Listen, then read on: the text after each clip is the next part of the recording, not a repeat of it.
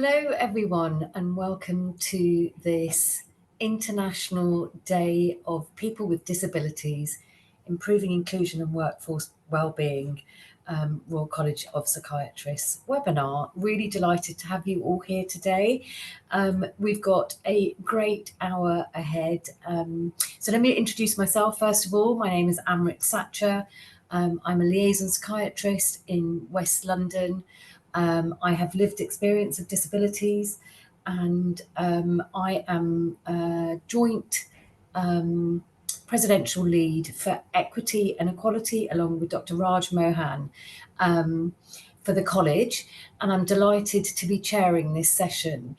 As you know, the NHS Staff Survey demonstrates that over almost a quarter of people who answered the survey have disabilities, and 83% of disabilities are acquired during working life. So it can have a massive impact on our ability and our workforce well-being. I'm delighted to be chairing this webinar today, where we will consider disability within the workplace and the impact that discrimination and support, or lack of it, can have on individuals personally and professionally, both to thrive in their workplace and to provide the best patient care.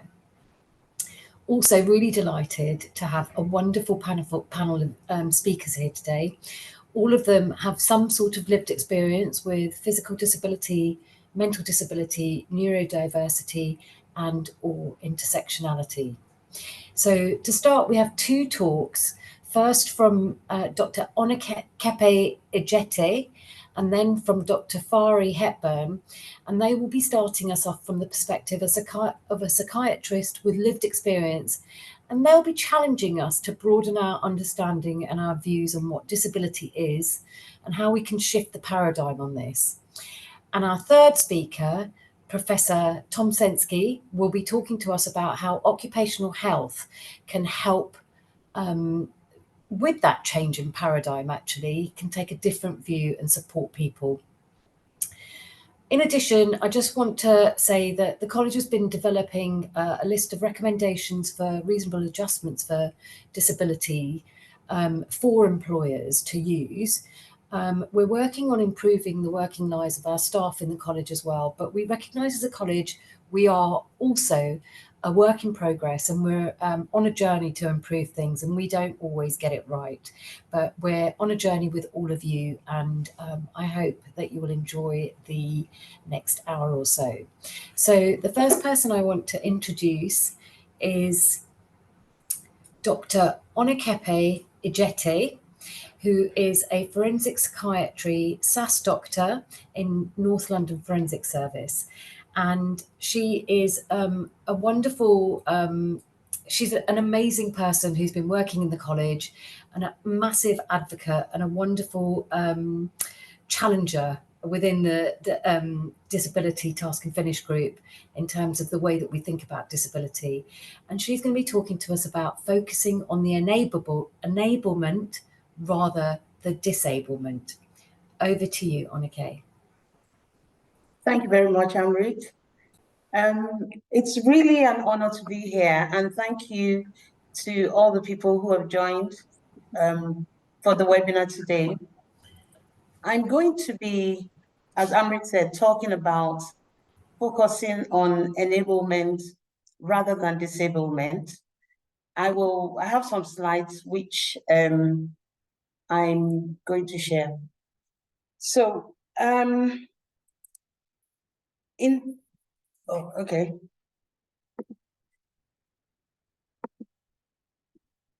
So the story of inclusion is a long one. I mean, legislation pertaining to disability has been in existence for centuries, and the laws focused on the impairment or inability the person has as the problem.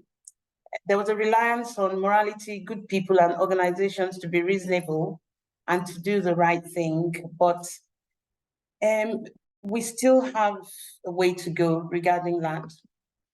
So things began to change due to revulsion at the Nazis' murderous eugenic policies against disabled people. And this brought about some campaigned by disabled people themselves, and the key results of these were acts like the Americans with Disabilities Act 1990, Disability Discrimination Act 1995, and right now we have the Equality Act 2010.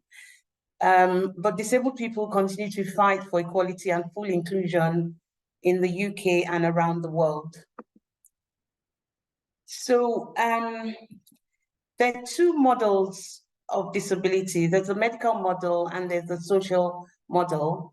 The medical one sees disability as the person having a problem. So it sees it as a problem of the person caused directly by trauma, disease, or congenital disorders, rather than the social model, which views disability as a problem created by the social environment rather than the individual. The medical model of disability is further complicated by the fact that often the establishment doesn't believe that the disabled person, they don't believe, they believe the disabled person may be trying to secure an unfair advantage or access to limited resources as they're not entitled to. And that's largely because the people who gatekeep these resources are able-bodied people. So our current approach to the provision of reasonable adjustments for disability is akin to treating the symptoms of an illness rather than treating the cause. So if you think of it in terms of the world is designed for able-bodied people, and then the structures in place are for people who are able-bodied. And until that kind of forms a barrier, and until those barriers are removed, there will always be a challenge. Because right now, what we're doing is to make provisions to allow people to be in the workforce, but with the barriers still in place. So I'll give you an example. This is from my personal experience. So as a wheelchair user, getting to places can be a challenge. I have to consider many things before going anywhere. I have to check, is there disabled parking there? Do they have a ramp? Are the doors to the building accessible? Do they have a disabled toilet that I can access? So a reasonable adjustment for me would be to be able to attend meetings virtually. Before COVID, it would have been the exception rather than the norm to be able to join meetings virtually. But now that we all have Zoom, everyone can join meetings. So something that's a reasonable adjustment for me is something that's also benefiting everyone, even people who don't have a disability. And as a matter of fact, people sometimes, I mean, it's more efficient. People can join meetings without leaving their office. And civilization hasn't collapsed as a result of this. So if you think in terms of the barriers, what if there were no barriers in the first place? So this example that you can see on screen is just to explain the difference between equality, equity, and inclusion. As you can see, there are three people trying to look over a fence. The tall person is able to look over the fence, but the other two can't. So it's like, so in this case, this is equality where everyone receives the same support regardless of need. So you can see for equity, the individuals gain, they've been given different supports to accommodation to enable access. But what if the fence wasn't there in the first place? A solid fence, then everyone can see, regardless of the kind of whether they have a disability or not, and there's no need for support or accommodation. Just like the example I gave with being able to join meetings virtually. Disability is a strength. So the photograph shown here is of when my ward, Bluna House, I have to give a shout out to Bluna House and all the team members watching. And I'm part of an award-winning team at Bluna House at the North London Forensic Service. It's a great team, as you can see from the smile on my face. I really enjoy working here. And our consultant is Dr. Sharon Mikhail, who leads the team admirably. So this photograph was taken when we won a Trust Excellency Award. And we've also got excellent CQC ratings on several occasions. So the advantage of having someone with a disability on the team is that people like me, who are doctors and who are also patients, have a unique insight. We know what it's like to be at the receiving end of care. And this has influenced my practice and made it better.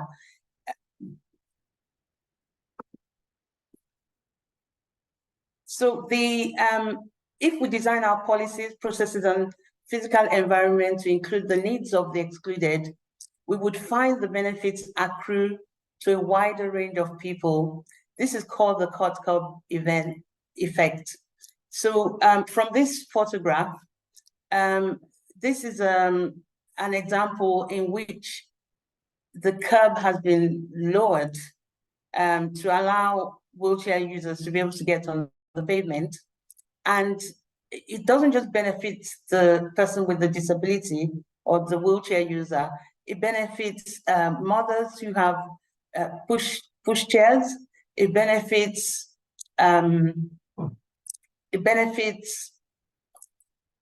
cyclists. So whatever reasonable adjustment has been made, it benefits everyone. But ultimately, what we want is a world that's inclusive and not one that we want a world that's inclusive where the barriers are removed, as that will benefit everyone. Thank you.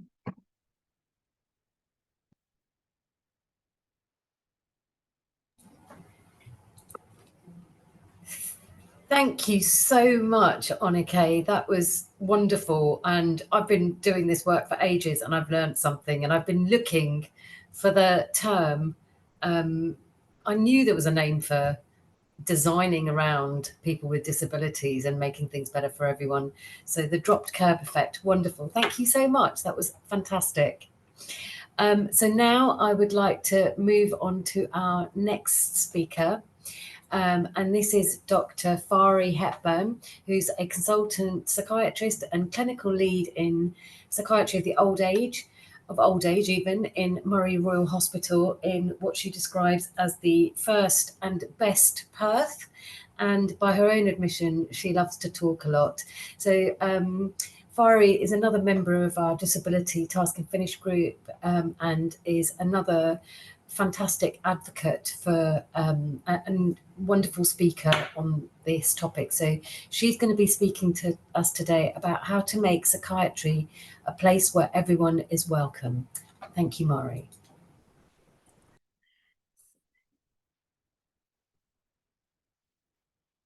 Thanks, Amrit.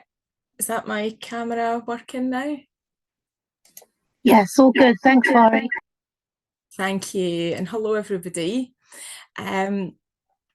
Last week we'd had a discussion about what we want everybody to get out of this webinar, and it really reminded me of the time I did a talk at postgrad teaching on stigma of mental illness within psychiatry, and I'd called it "I don't want you to enjoy this presentation."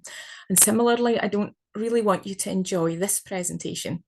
So I don't intend to make it unpleasant, but I don't want you to enjoy it. I don't want you to go away thinking, oh, what a lovely talk. Vary's overcome all these obstacles. What an inspiration. I want you to go into work tomorrow thinking, right, how are we going to get rid of these obstacles? Right. My first experience of psychiatry was that it was very inclusive. When I was at medical school, I couldn't imagine being a senior doctor on the general hospital wards. Everybody seemed really confident. And I was just scared of getting told off. And then my first psychiatry placement, people seemed much more welcoming. Doctors were all quite eccentric, but they were different from each other in a way that just made me feel like I fitted in. 13 years ago, I was diagnosed with bipolar, and 4 years ago, I was diagnosed with ADHD. But back then in medical school, I had no diagnoses. I had no reason to ask for adjustments for disability. I just knew that I was very anxious and I felt out of place. But I had a great time in that psychiatry block.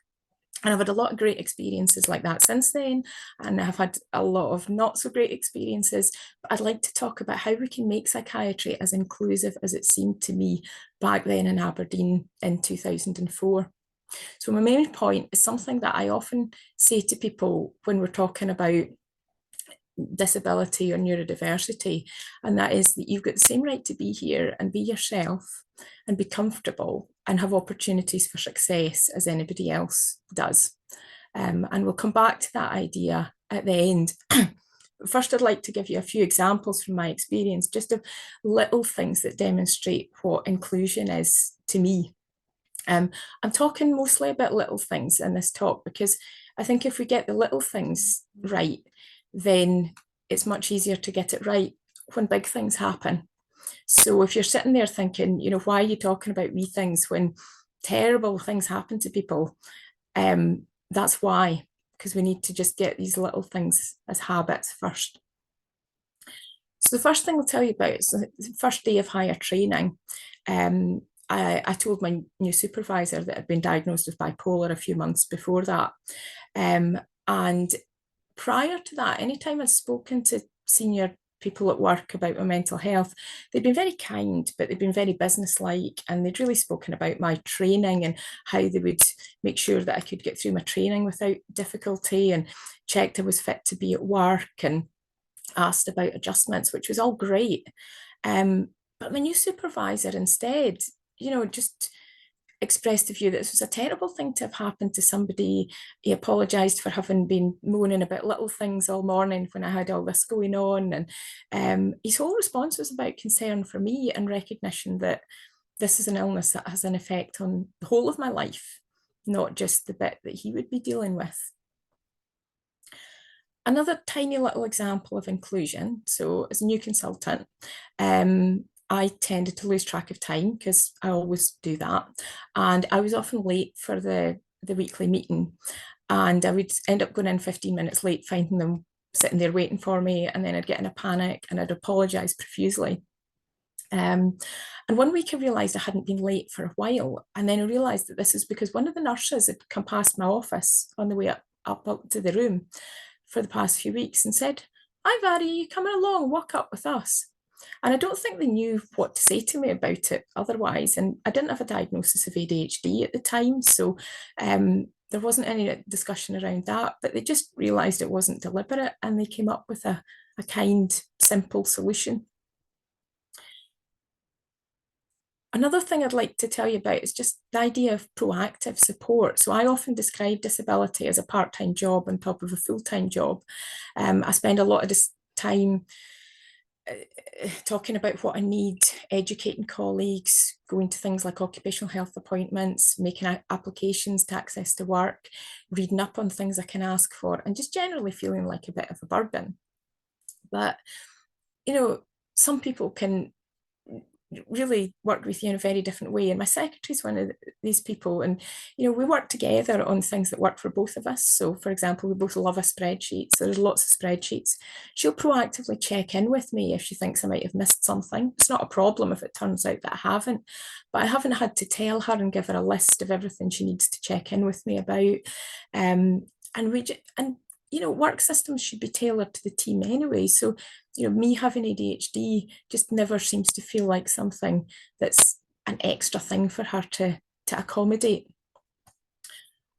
The fourth little example is about listening when something's not working, because I'm hoping, you know, that there are things going on all over the place that shouldn't be. And I know there'll be a lot of people here who are thinking, okay, there's a situation that has gone wrong and I need to do something about it. So this is just an example about listening when something doesn't work. So I've been involved in the RCSI disability scoping group, which was, and then task and finish group, you know, from the start. And initially I found it really difficult because the organisers weren't aware of neurodivergent communication needs and culture, and there was a whole agenda put up without us being involved.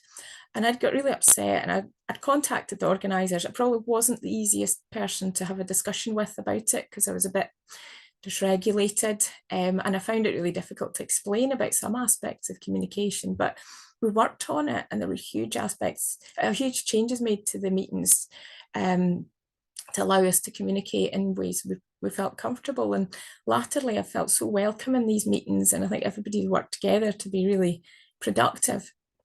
So these are some little things that demonstrate what I'm talking about when I'm talking about being inclusive. So what I want to do now is just give you 5 little points to think about. If you're wanting to be more inclusive, what can you do? And again, there are little things that you can make a habit of. So the first thing is what to say when somebody apologises, so that it's not unusual for somebody to apologise for a disability. They may not say, I'm sorry, I'm autistic, or I'm sorry, I can't hear you. But people apologise for crying in supervision, being late, slowing people down because they can't walk fast, getting their paperwork wrong, not understanding something, needing something repeated, taking up space with mobility aids. So if they're apologising to you, they've probably apologised 1,000 times. And this is your challenge to think, right, how kind can I be? Because every time somebody apologises for something like this, just think, you know, instead of saying, don't worry about it, just look, you're so welcome here. I'm not judging you for being late. Is there anything practical we can do to make it easier for you to get here? Or, yeah, I do that a lot too. Let's problem solve together. Let's find a way of making things better. And also, if you're the one apologising, how can you be kinder to yourself? Do you need to apologise?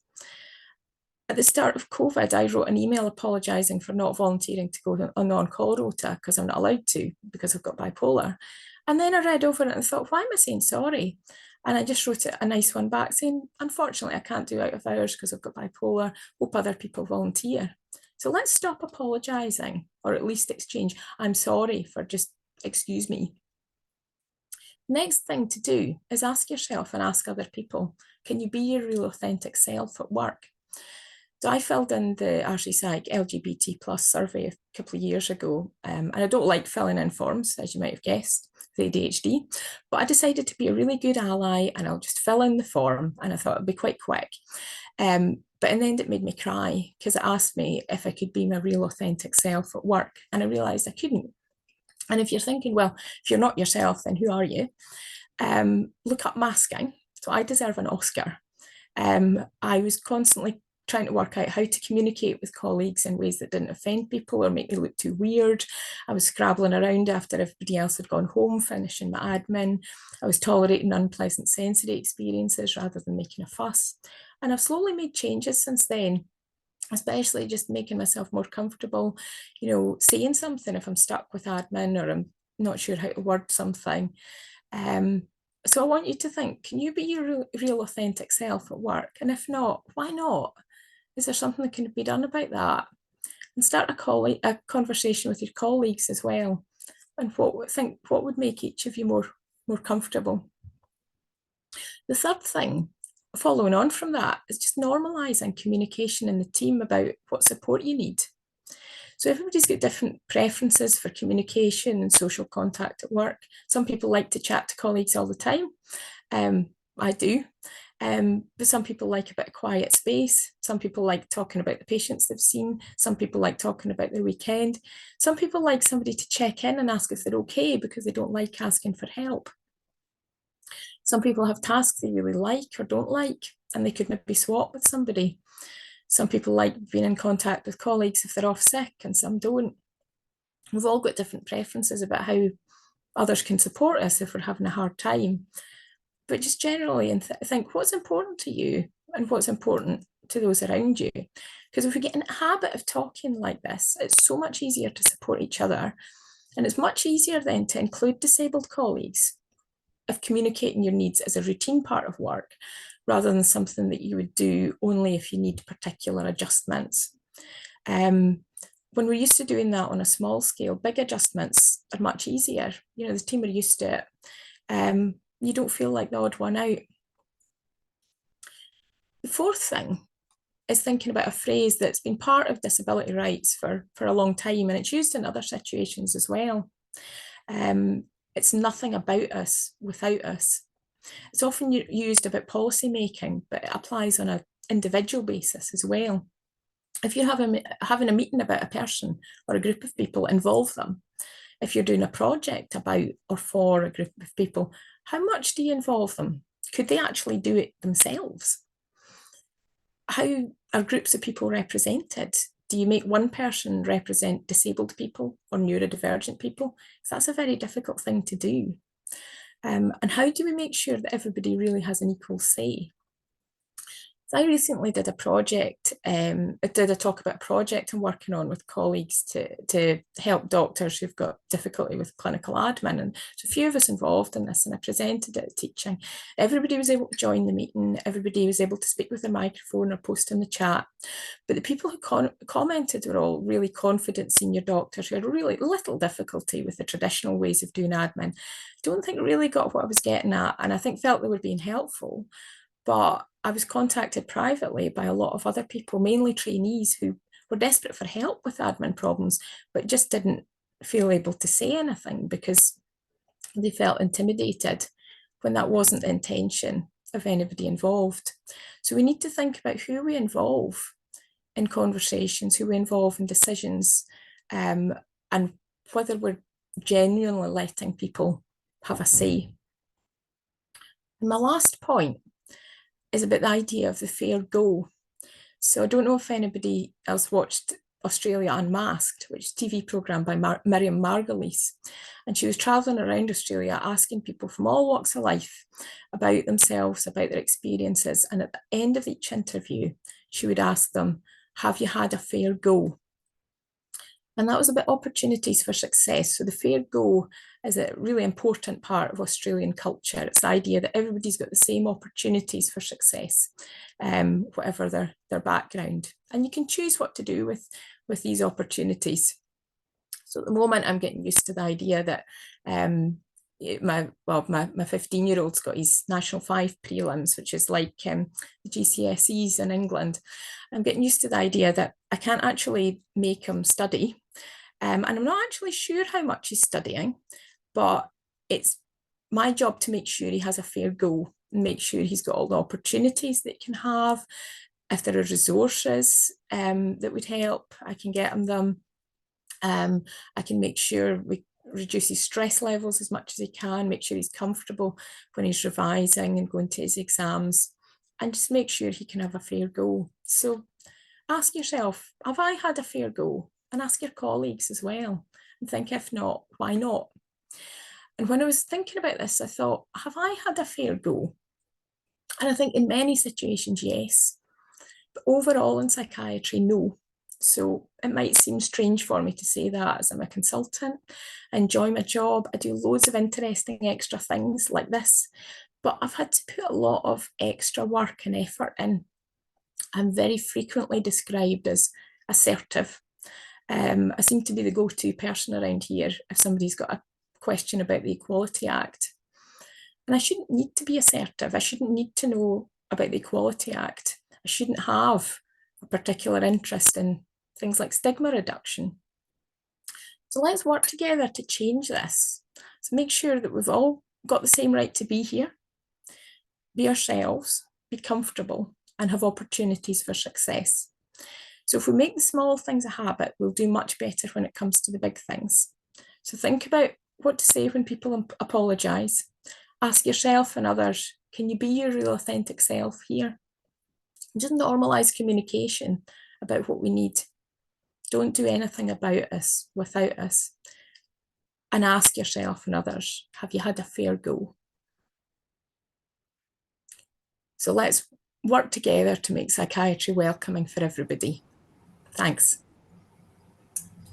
Thank you so much for that, Fari, for a very useful, unenjoyable talk. It's wonderful to hear how inclusive your experiences for psychiatry have been, but also wonderful to hear about when people have got it wrong, how amenable they were to changing, and also so practical in terms of your calls to action for us, all of us. And I will certainly be taking a lot of those away.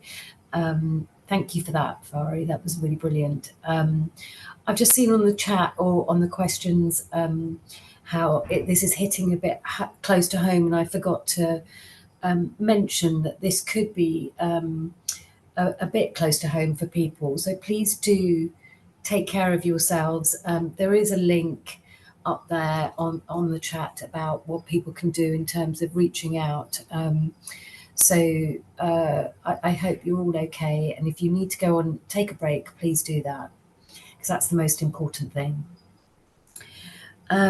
So that brings me then to our last speaker, who is the Emeritus Professor Tom Sensky, Faculty of Medicine, Department of Brain Sciences, and in Psychological Medicine in Imperial College, and also an occupational psychiatrist in my trust in West London. And the reason I invited Tom is because he was my occupational psychiatrist, and I don't know what I would have done without him. So he's got a long list of accolades, and for all three of our speakers, you can read about them on the bios on the page. But I wanted to spend most of our time hearing from them. And Tom is going to be speaking to you about what he's called my role as custodian, editor, and interpreter of stories by people at work. Over to you, Tom. Thank you very much, and I'm grateful to be invited. I'll just get my screen up.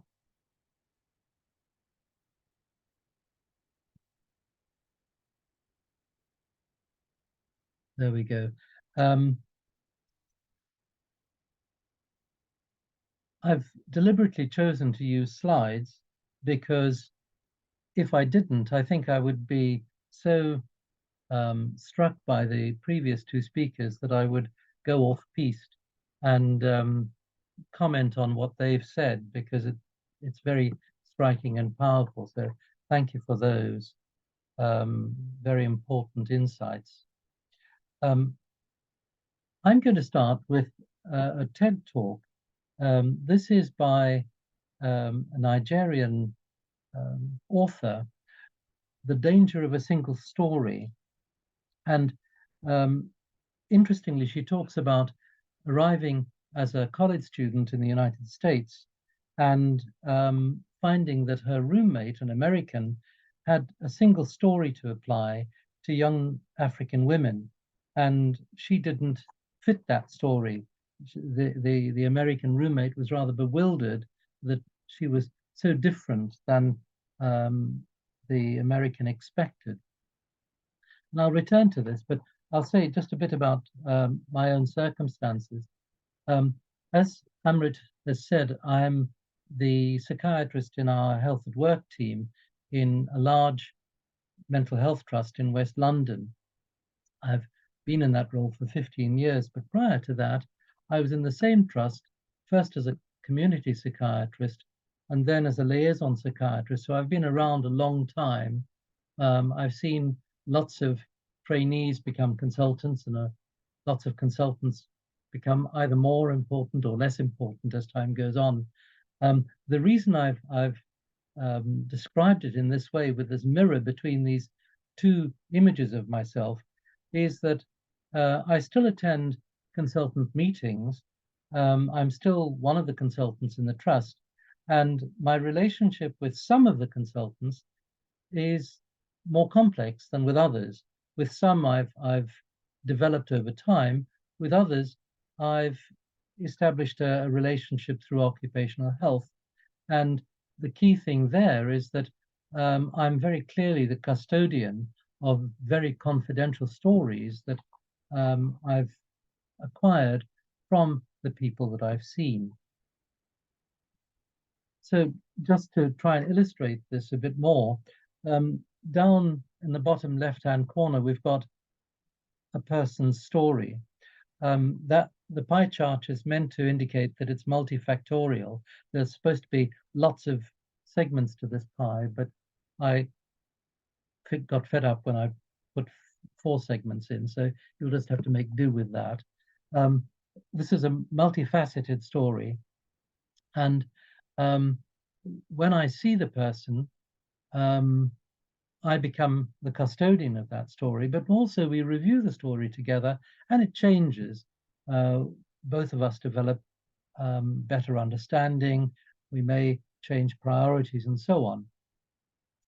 In addition to that, though, I also have to, in occupational health, and this actually applies to everyone who works in occupational health, not only myself, I have to review the individual's job plan, and that includes making recommendations about adjustments and risks. With clinicians, the key risk is whether at any point the person may find their fitness to practice is impaired, and that's something that's very important to discuss collaboratively with the individual. This simple diagram doesn't do justice to that because it's an iterative process and it gets reviewed repeatedly. Also, occasionally people come to occupational health to see me who have no history of past illness, but warrant further follow-up, further treatment, and then signposting might be appropriate. I might, with the person's permission, draft a letter to send to their GP, for example. And then, in addition, I'm also an editor of the story. In some trusts, letters that are written to managers, when managers refer people to occupational health, those letters to managers are also copied to human resources. We don't do that in our trust because we believe that it's quite wrong to do that and quite unethical, but it happens. What I've tried to illustrate here is that where human resources do need to be involved, they only get a very small part of the story, and it's my job with the person to decide what part of the story we share with human resources. And then finally, there's the person's manager, who often refers them to occupational health. And there you'll see that there's a direct line between the person and his or her manager, as well as a line that comes through my intervention.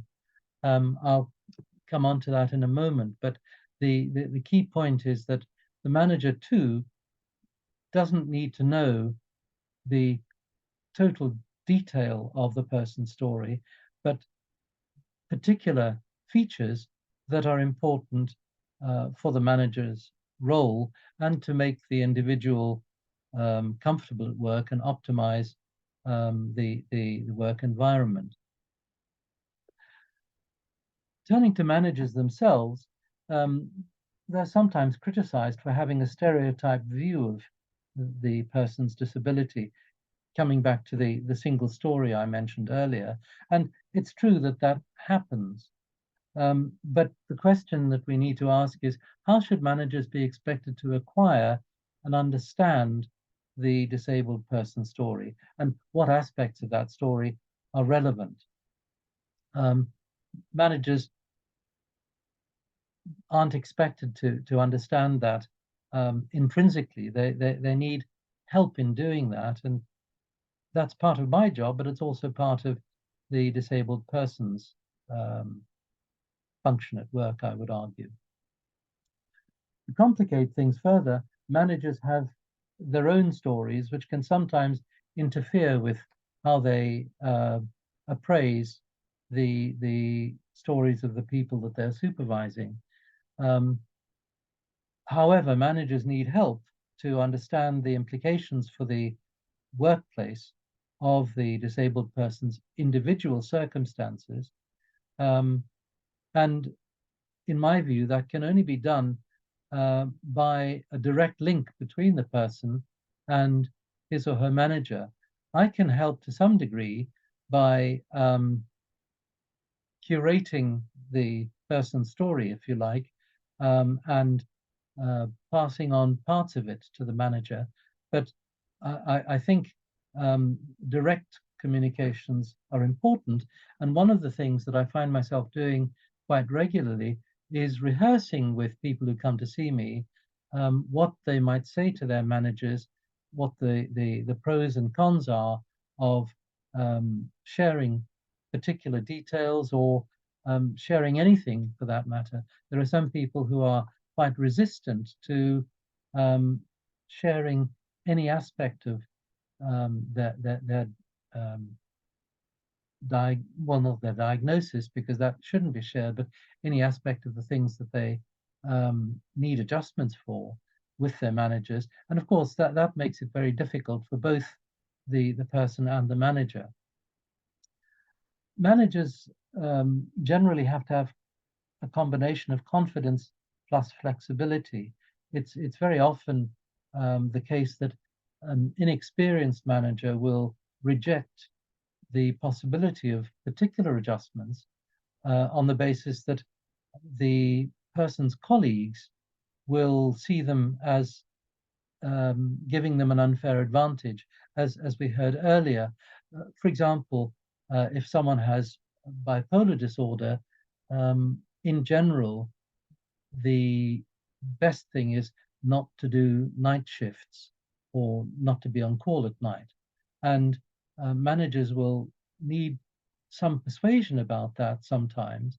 But that's again where occupational health has an important role in firmly establishing what the adjustments ought to be and reminding managers of the details of the Equality Act. It's certainly important for occupational health to do that. With more confident managers, that sometimes happens quite naturally. One of the sad things that I've come across is where somebody with an established mental disorder works perfectly well with one manager, who then moves, and the other manager finds the whole thing bewildering. Perhaps the most dramatic example I can remember is of a doctor with ADHD who used to do origami in ward rounds, and this in fact was a deliberate way of helping to focus. But when that doctor's consultant retired and another consultant came in, this was seen as quite bizarre, and all the other little adjustments that had been made over time by this doctor to their job began to unravel because they were seen as unnecessary and bizarre. So small things can have quite a large effect in that regard.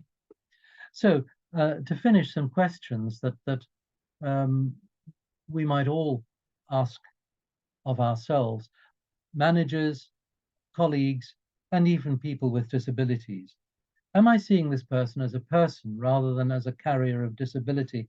That comes back to what we heard earlier about enablement rather than disablement. Do I know what I need to know of that person's story and not a stereotyped story? As some of you will know, again, coming back to neurodiversity. I think it was Lorna Wing who said that if you've met one person with autism, you've met one person with autism. You can't generalize in that regard. So not a stereotype story.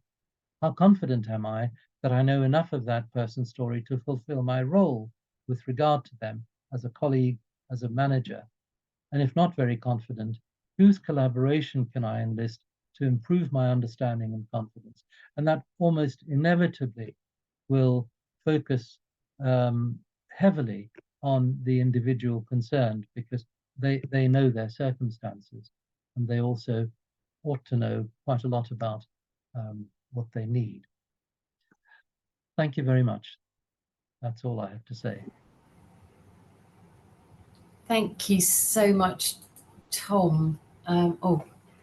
Thank you, Tom. So what I don't think I mentioned that Tom Sensky was initially a liaison psychiatrist, and I feel like what you're doing in occupational psychiatry is the same thing. You're just kind of being the bridge in terms of communicating between two groups of people who perhaps don't understand each other's perspectives.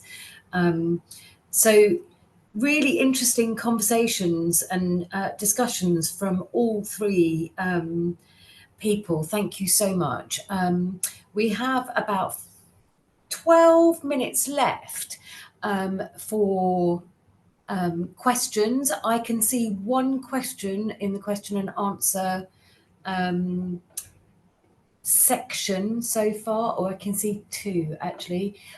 So let me just, they're both about reasonable adjustments. So the first one is, how do you change the pervasive culture of reasonable adjustments being looked at as an unfair advantage? And the second is, would you suggest the manager workforce what would you suggest the manager or workforce do to educate colleagues about disabilities and reasonable adjustments? So similar questions. Who would like to answer? I think it was first posted when Onike talked about reasonable adjustments. So, but I'm going to open it up to all three panelists. Onike. I start? Yeah, okay. So, yeah, the thing is that we have to engage people in a dialogue that unpicks what they've learned. So a lot of people feel that a fair society will be one that does the same thing for everyone. So doing something for some people and not others is seen as unfair. And they're taught not to see differences. However, the people who think that things are unfair are usually the people who benefit from the way things are. So what we need to do is to change their thinking and see that people who are different are harmed by them not seeing difference. So if we go back to the slide about the equity, equality, equity, and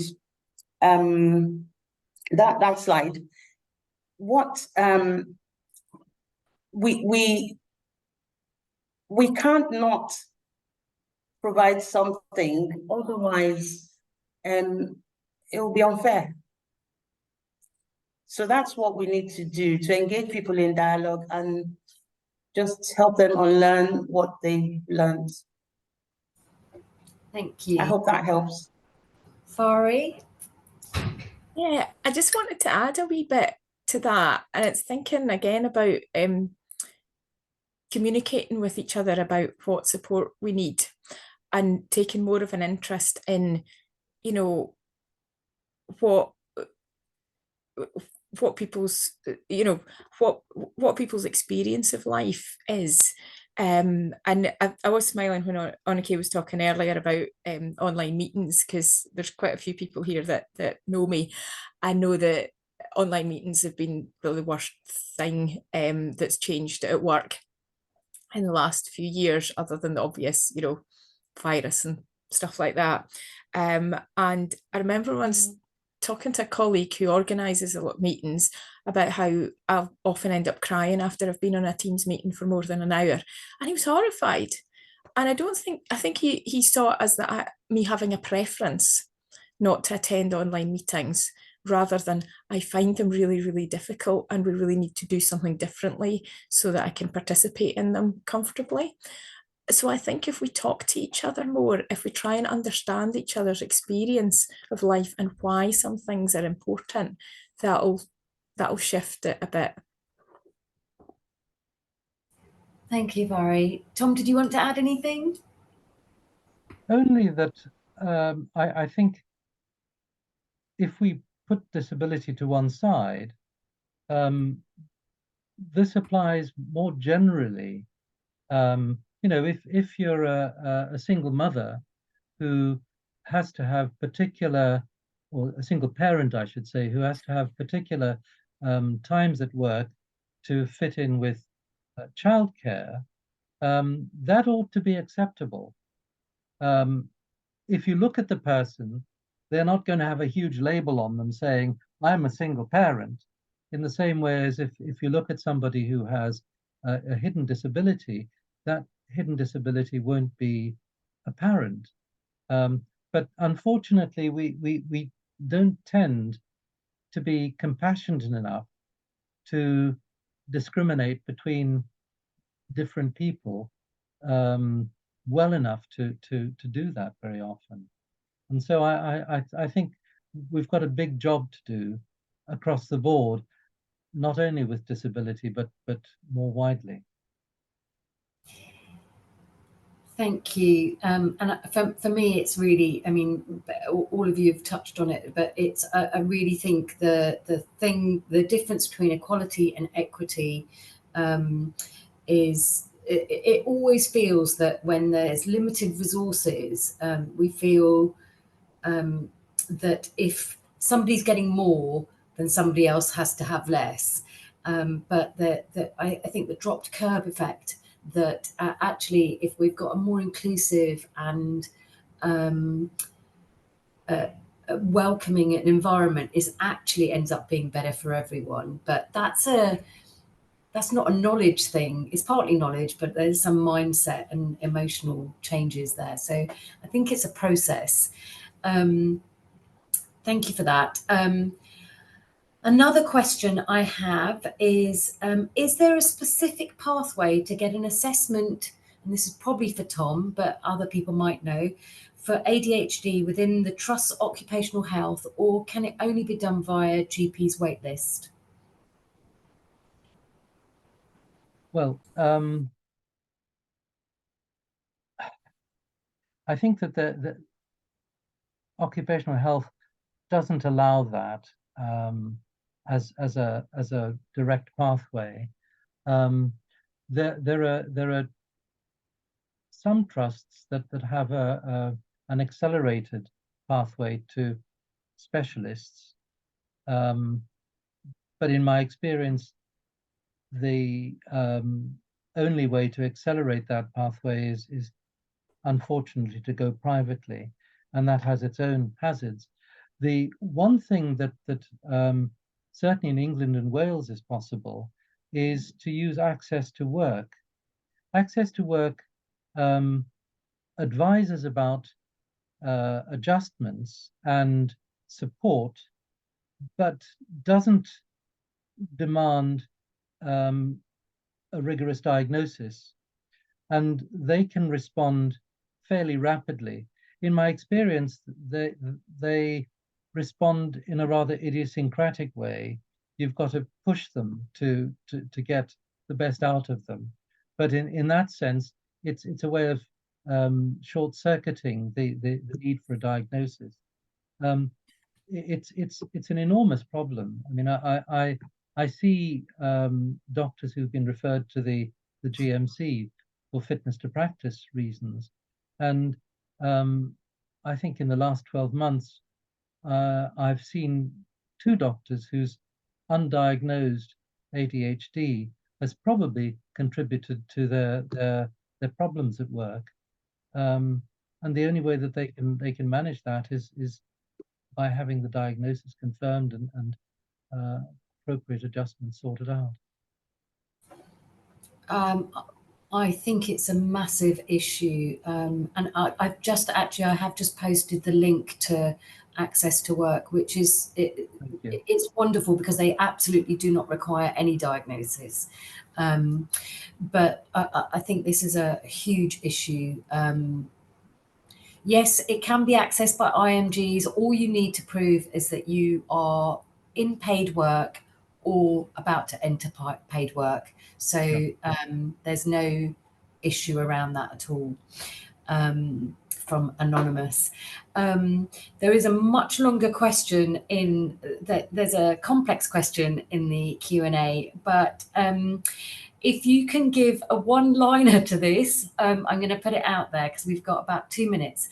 The new GMC Good Medical Practice also additionally highlights about active duty to promote inclusive cultures. How can we deal with, in inverted commas, weaponized professionalism and leaders who see vulnerability as a weakness and thus not facilitating psychological safety at work? Difference is not equal to incompetence by default, but sadly it falls on the disabled person to prove this. Any ideas? Or would you prefer to answer that question in your own time? We can do that later.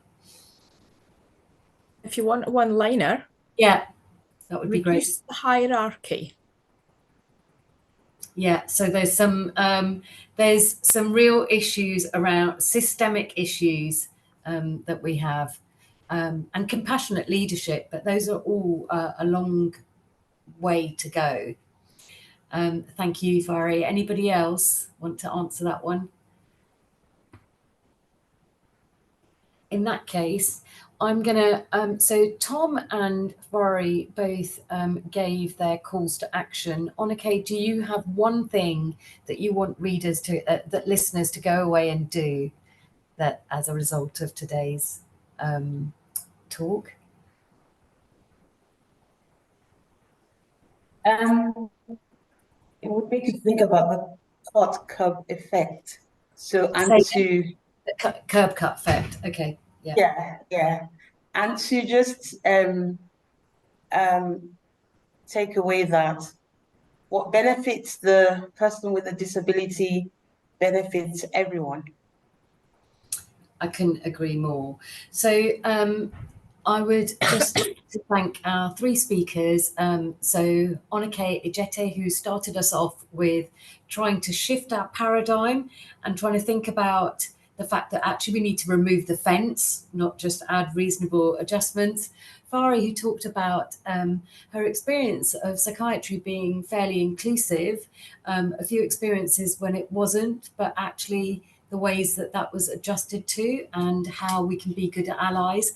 And then Tom, who talked to us about how he is the editor and interpreter and translator, interpreter and what was the other one I've forgotten? Tom, in the so I think where we've gone from is Onike talking about how our utopia could look, Fari talking about what reality is, and then Tom talking to us about how things can be when perhaps people run into problems. And I suppose we want things to go in the opposite direction. I also want to thank all of you. 157 was the number that I saw when we were at our highest. Thank you so much for joining late on a Thursday afternoon. Thank you for hanging in there and all the work you do, and please look after yourselves. And I think we will be, so there will be a recording available shortly, and oh, that's it. Right. Thanks for being a great chair, Amrit. Thank you. That was wonderful. I learned so much. Yeah. Indeed. Thank you so much.